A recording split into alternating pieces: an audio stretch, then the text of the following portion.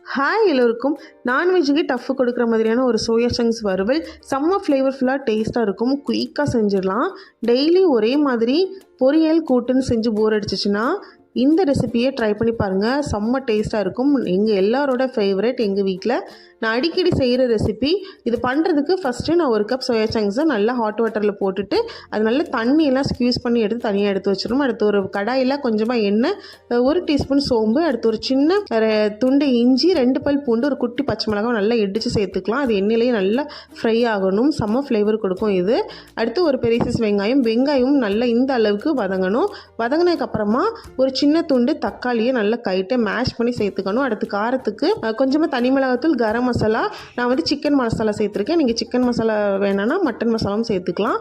தேவையான உப்பு சேர்த்து நல்லா எண்ணெயிலேயே அந்த மசாலா பச்சை வாசனை எல்லாம் போனதுக்கப்புறமா நம்ம ரெடி பண்ணி வச்சுருக்கோம்ல மீல் மேக்கர், அதையும் சேர்த்து நல்லா வந்து மசாலா எல்லாம் கோட் ஆகிற மாதிரி மிக்ஸ் பண்ணி விடணும். ஒரு 5 நிமிஷம் அப்படியே விட்டுருங்க. இந்த அளவுக்கு ட்ரை ஆயிரும். அடுத்து ஒரு 2 நிமிஷம் நல்லா விட்டுட்டா சூப்பராக இந்த அளவுக்கு ட்ரை ஆனதுக்கப்புறமா தண்ணி எதுவும் சேர்க்க தேவையில்லை.